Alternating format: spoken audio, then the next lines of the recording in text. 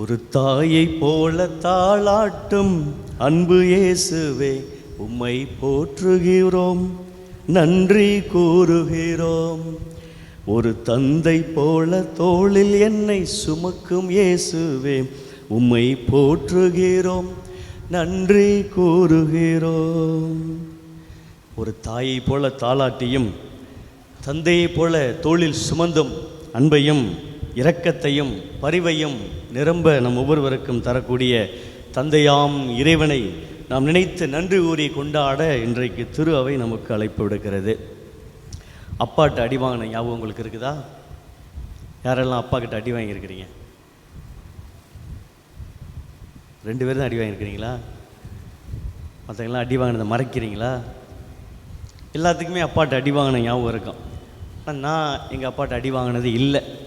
ஒருவேளை நான் குழந்தையாக இருக்கையில் அடிச்சிருப்பாரா கிள்ளிருப்பாரான்னு தெரியல. எனக்கு நினைவு தெரிந்த காலத்திலேருந்து இன்று வரை எங்கள் அப்பா அடித்ததில்லை. நான் ஒரு சில பேர்த்தெல்லாம் கேட்டிருக்கிறேன், உங்கள் பிள்ளைகிட்டெல்லாம் கண்டிப்பாக இருந்திருக்கிறீங்களா, அடிச்சிருக்கிறீங்களா அப்படின்னா நிறைய பேர் சொல்லியிருக்கான். என் பிள்ளைகளை திட்டுனதே கிடையாது, ஒருவேளை லேசாக கோவப்பட்டாலும் உடனே நாங்கள் சமரசமாயிடுவோம் அப்படின்லாம் நிறைய பேர் சொல்லியிருக்கிறாங்க.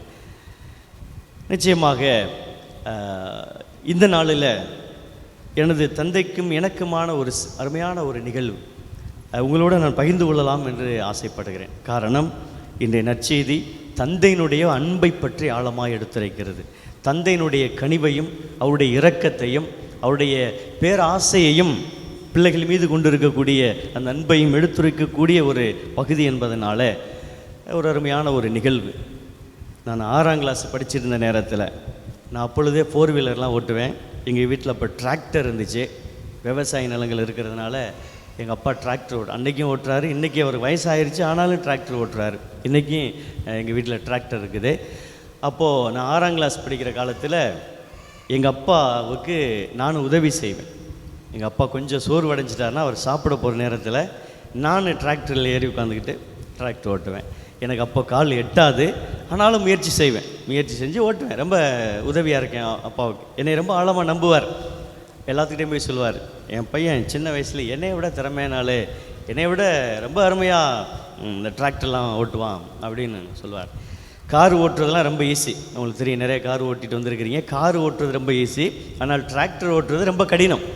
அது வித்தியாசமாக ஆப்போசிட்டில் நம்ம ஸ்டேரிங்கை திருவணும். ஏன்னா பின்னாடி அந்த டிராக்டருக்கு பின்னாடி ஒன்று ட்ரக்குன்னு ஒன்று இருக்கு இல்லையா, அது பின்னாடி ஒடியாரும். அது நம்ம கார் மாதிரி ஒரு பக்கம் வளைச்சோம்னா அது வளையாது, அது வேறு பக்கத்தில் போகும். அதனால் ஒரு டிஃபிகல்ட்டான ஒரு விஷயம். அது ஓட்டுனவங்களுக்கு தெரியும், எல்லோரும் அது அவ்வளோ ஈஸியாக ஓட்டிட முடியாது. ஆனால் நான் அன்றைக்கே நான் அதை ஓட்டுனேன் 6ஆம் கிளாஸில். எங்கள் அப்பா சந்தோஷப்படுவார், நம்பி என்கிட்ட சில வேலையை கொடுத்துட்டு போவார். இதை ஏற்றி போய் அங்கே போட்டிருப்பா அப்படின்னு சொல்லுவார். கல் ஏற்றுவோம், செங்கல் ஏற்றுவோம். இப்படி ஒரு நாள் நடந்த ஒரு சம்பவம், அவர் நீங்கள் இந்த செங்கலை ஏற்றிட்டு அந்த ஊருக்கு கொண்டே இறக்கி வச்சுருப்பா, ஆட்கள்லாம் இருக்கிறாங்க, பார்த்துக்க, நான் போய் டீசல் வாங்கிட்டு வந்துடுறேன் அப்படின்னு அவர் கிளம்பிட்டார். அப்போ நான் என்ன பண்ணேன், அன்றைக்கி நான் தான் ஓனர், எங்கள் அப்பா இல்லைல்ல, அதனால் எனக்கு பயங்கரமான ஒரு சந்தோஷம், நான் தான் ஓனர் அன்றைக்கி. அப்போது என்னுடைய நண்பரை கூப்பிட்டேன், அவர் இன்றைக்கி ஊரில் இருக்கிறாப்புல. அவரை கூப்பிட்டு, டேய் வாடா, இந்த மாதிரி எங்கள் அப்பா ஒரு வேலை கொடுத்துருக்காரு, அதை போய் செஞ்சுட்டு வரோம் அப்படின்னா. என்ன வேலைடான்னு?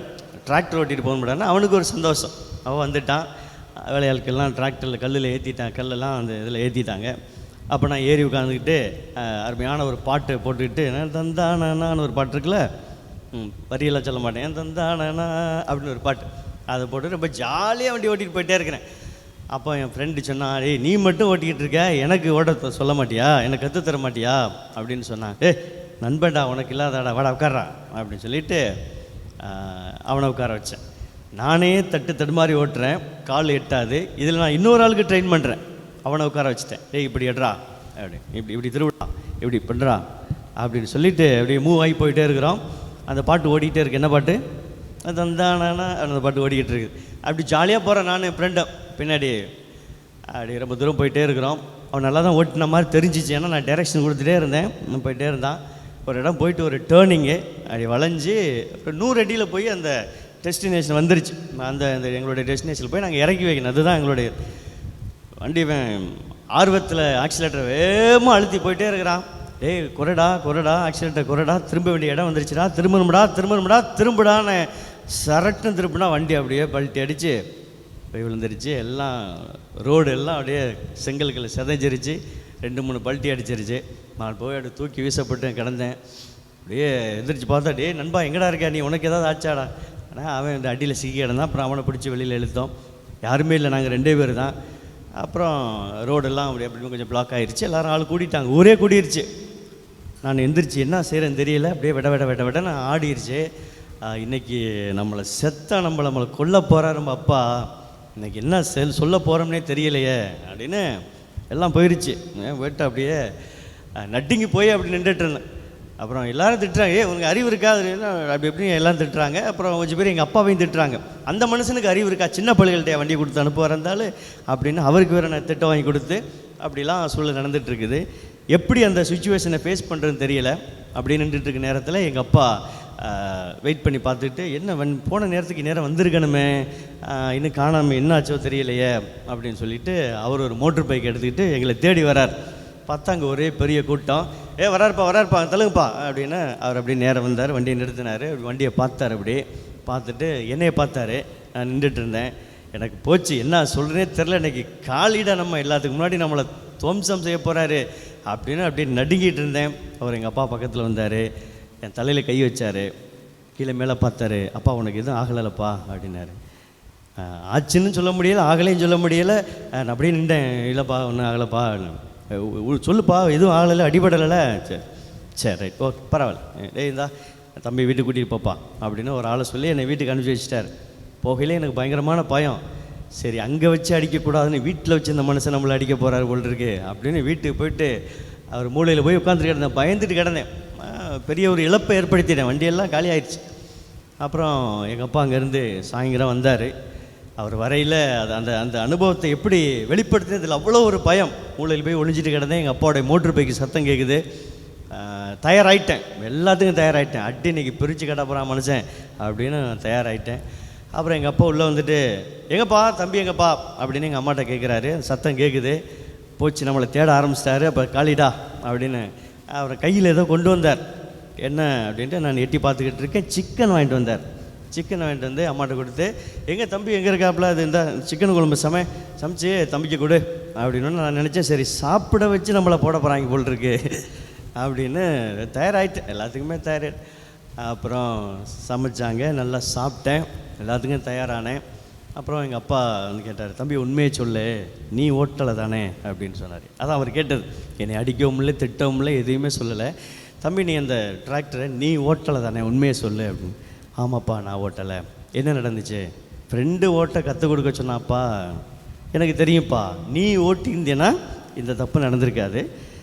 ஏதோ ஒரு விஷயம் நடந்திருக்கு, அதான் நடந்துச்சு, ஒன்றும் பிரச்சனை இல்லை, கவலைப்படாத, நோ ப்ராப்ளம், நீ பாட்டுக்கு வேலையை பாரு, நான் பார்த்துக்கிறேன் அப்படின்னா அந்த பிரச்சனைக்கு அப்படியே முற்றுப்புள்ளி வைத்து விட்டார். எதிர்பார்க்காத ஒன்று, நினைத்து கூட பார்க்க முடியாத ஒன்று, இன்றைக்கி நம்மளை காலி பண்ணிடுவாரா அப்படின்னு நினச்ச நேரத்தில் எதுவுமே செய்யாமல் என் மேலே நம்பிக்கை வச்சு, நீ அதை செஞ்சுருக்க மாட்டாப்பா, பரவாயில்லப்பா போப்பா அப்படின்னு சொன்னார். பார்த்தீங்களா? இன்றளவும் என்னுடைய தந்தைக்கு ஒரு மிக உயர்ந்த ஒரு இடத்தை கொடுத்துருக்கிறேன். ஒருவேளை அன்றைக்கி என்னை புட்டிச்சு அட்டின்னு அடிச்சிருந்தாருன்னா அவரை பார்த்தா இன்றைக்கி எனக்கு வெறுப்பு வந்திருக்கு. மனுஷனாக இருந்தாலே பச்சை பிள்ளையை போட்டு இப்படி அடிச்சாம்பார் அந்த காலத்தில் அப்படி நம்ம சொல்லியிருப்போம். ஆனால் இன்றைக்கி நம்ம நெஞ்சில், உள்ளத்தில், இதயத்தில் கோயில் கட்டி வச்சுருக்கோம். பார்த்தீங்களா? அதுதான் இன்றைக்கு ஒவ்வொரு பெற்றோரும் தனது குழந்தைகளை எந்த அளவிற்கு ஒரு முதிர்ச்சியான மனநிலையோடு நாம் அணுக வேண்டும், இரக்கத்தையும் கனிவையும் பரிவையும் காட்ட வேண்டும் என்பதற்கு என்னுடைய தந்தையோடு நான் கொண்ட அந்த ஒரு அருமையான ஒரு நிகழ்வு. அதையெல்லாம் தாண்டி இன்றைக்கு நான் சொன்ன அந்த இந்த நிகழ்ச்சி உதாரி மைந்தன். இந்த ஓமையில் எல்லாத்தையும் அப்பாட்ட சண்டை போட்டு வாங்கிட்டு போயிட்டு நாசமாக்கிட்டு திரும்பி வரையிலையும் அந்த அப்பா அந்த பயலை பார்த்து அடித்து உரித்து அவன் கண்ணு முன்னாடி நிற்காத ஓடுறா அப்படின்னு விரட்டி விடாமல் ஒரு ஓடி போய் கையை விரித்து அரவணைச்சி மார்போடு சேர்த்துக்கிட்டு வீட்டில் கொண்டாந்து அவனை குளிப்பாட்டி உயர்ந்த ஆடை அணிவிச்சு கைக்கு மோதிரம் போட்டு செருப்பு போட்டு கொளுத்த கன்று அடிங்கடா, கொண்டாடுங்கடா, சந்தோஷமா என் மகன் இவன் செத்து போயிருந்தான் உயிரோடு வந்துட்டான்டா, இவன் காணாமல் போயிருந்தான் கிடைச்சிட்டான்டா, கம் லெட்ஸ் செலிப்ரேட் அப்படின்னு சொன்னார். பார்த்தீங்களா? அந்த ஊதாரி மைந்தனுடைய அந்த ஊதாரி தந்தை. அதுதான் இன்றைக்கு ஒவ்வொரு தந்தையும் கொண்டிருக்க வேண்டிய மிக உயர்ந்த இயல்பு, ஒரு தந்தைக்குரிய இல்ல தலைவருக்குரிய இயல்பு, அதையும் தாண்டி ஒரு கிறிஸ்தவ நம்பிக்கையாளருக்கு இருக்க வேண்டிய இயல்பு என்பதை ஆண்டவர் இயேசு மிக அற்புதமாய் நமக்கு சொல்லி காட்டுகிறார். அந்த இயல்பை எதற்காக சொல்லுகிறார்? இதோ நம்மை படைத்த கடவுள், உங்களை படைத்த என்னை படைத்த கடவுள், அவர் இந்த சாதாரண தந்தையே இப்படி அன்பையும் இரக்கத்தையும் காட்டுகிறார்கள் என்றால் நம்மை படைத்த இறைவன் எவ்வளவு ஆழமான ஒரு அன்பை காட்டுவார், எவ்வளவு விசாலமான ஒரு இரக்கத்தை காட்டுவார், எவ்வளவு அழுத்தமான ஒரு பரிவர்த்தக்க கருணையும் காட்டுவார் என்பதற்கு இன்றைய நற்செய்தி ஒரு ஆழமான ஒரு பொருந்தக்கூடிய ஒரு செய்தியாக இருக்கிறது. அன்பிற்கினியவர்களே, இந்த லூக்கா நற்செய்தி பகுதியில் ஆண்டவர் இந்த இழப்பை பற்றி 3 உவமைகளை சொல்லுவார். நம்ம வெவ்வேறு காலகட்டங்களில் வெவ்வேறு விதங்களில் நான் அந்த 3 உவமைகளையும் சிந்தித்திருப்போம். 3 உவமைகள் இழப்பை பற்றி. ஒன்று, காணாமல் போன ஆடு. நமக்கு தெரியும், எத்தனை ஆடுல எத்தனை ஆடை காணாமல் போன ஆடுல 100 ஆடுல 1 ஆட்டை காணும். இரண்டாவது உவமை அவர் பேசுவது காணாமல் போன நாணயம். எத்தனை நாணயத்தில் எத்தனையை காணாமல் போன நாணயம். எத்தனை நாணயத்தில் எத்தனையை காணா? 10ல் 1. சரி, போய் படிங்க. லூக்கா நற்செய்தி 15ஆம் அதிகாரத்தை எடுத்து படிங்க. இன்றைக்கி வீட்டில் போயிட்டேன். சரி, மூன்றாவது அந்த உவமையில் காணாமல் போன மகன். எத்தனை மகனில் எத்தனையை காணா? நானே சொல்லிட்டேன், சொல்லிடுங்க. 2ல் 1 காணல. 100ல் 1, 10ல் 1, 2ல் 1. ஆழமாக அப்படியே சொல்லி வருகிறார். ஆடு உயிரினங்களை பற்றி பேசுகிறாரு, பொருட்கள் அதை பற்றி பேசுகிறாரு, கடவுள் மனிதனுடைய இயல்பையும் சாயலையும் கொண்ட மனிதனை பற்றி பேசுகிறார். காணாமல் போன ஆடுல 100% ஒரே 1% தான் இழப்பு. காணாமல் போன நாணயத்தில் 100%, 10% இழப்பு. காணாமல் போன மனிதனிடத்தில் 100%, 50% இழப்பு. பாருங்களேன், 1% எங்கே இருக்குது, 10 எங்கே இருக்குது, 50 எங்கே இருக்குது?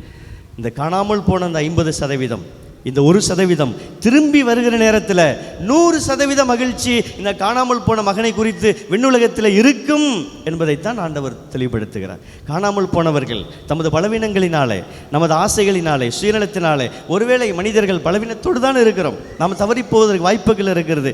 ஆனால் அந்த தவறிய நிலையில் இருந்து விடாமல் சக்கைவை போல அவன் எழுந்து நின்றான் என்று பார்க்கிறோம்.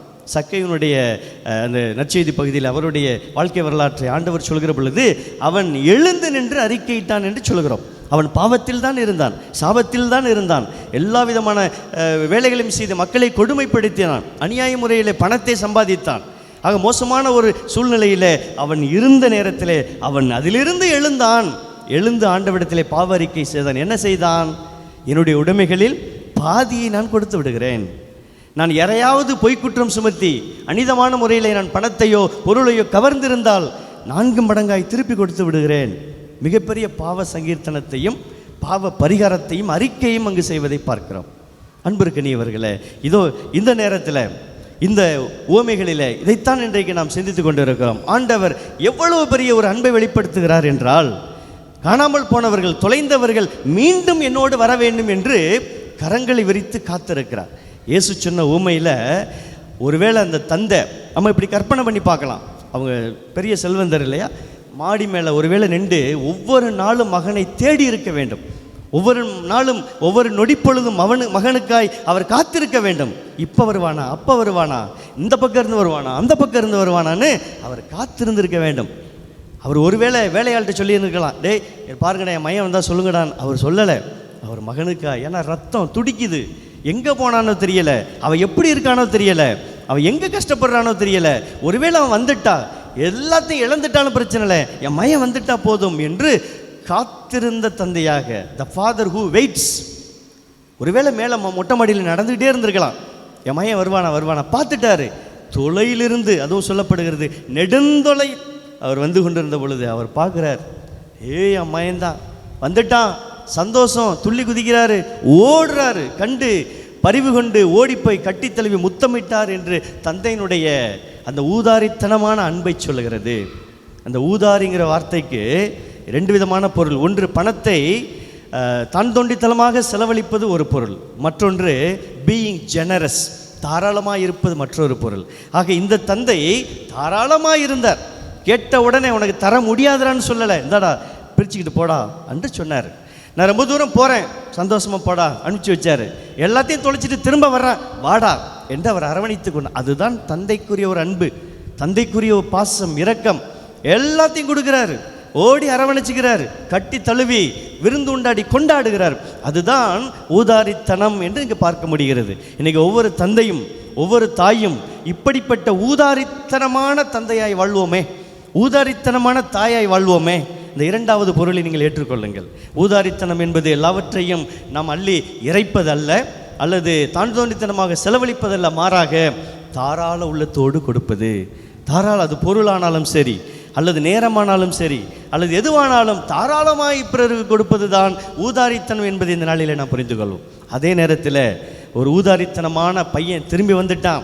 அவன் செய்ததெல்லாம் ஊதாரித்தனம் அல்ல, அவன் பொருள்களைத்தான் ஊதாரித்தனமாக தொலைத்து விட்டான். ஆனால் வேறொரு பையன் ஊதாரித்தனமாக தனது இதயத்தை தொலைத்து விட்டானே, தனது வாழ்வை தொலைத்து விட்டானே, தனது அறநெறியை தொலைத்து விட்டானே, பண்பை தொலைத்து விட்டானே, தனது எல்லா விதம் ஒட்டுமொத்த ஆளுமையை தொலைத்து விட்டானே.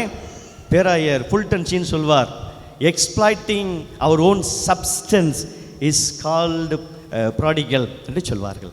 நமது அந்த சப்ஸ்டன்ஸ், இயல்பை, நமது பண்பை, வாழ்வை, ஆளுமையை, பர்சனாலிட்டி, அதை இழப்பது தான் இன்றைக்கு ஊதாரித்தனம். பொருட்களை இழப்பதல்ல. இதோ இரண்டாவது மகனை நாம் பலவராக பேசுவது கிடையாது, ஆனால் இரண்டாவது மகன் தனது ஆளுமையை விரயமாக்கி விட்டானே, தனது நேரத்தை விரயமாக்கி விட்டானே, தனது சிந்தனைகளை எல்லாவற்றையும் விரயமாக்கி விட்டானே. என்ன செய்தான்? இது என்ன நடக்குது என்று சொல்லி வெளியில் விசாரித்து கொண்டு உள்ளே போக மனம் இல்லாமல் அவன் அந்த கொண்டாட்டத்தை வெறுப்பவனாக இருந்தானே. இன்றைக்கி ஆண்டவர் கொண்டாடி சந்தோஷமாக இருக்குன்னு நம்மளை ஆசைப்படுறாரு. ஆனால் அந்த கொண்டாட்டத்தை வெறுக்கக்கூடியவனாக அவன் வெளியிலே நின்றான். கோபத்தை வெளிப்படுத்தினான், வன்மத்தை வெளிப்படுத்தினான், எரிச்சல் அடைந்தான். என்ன இது என்று சொன்னான்.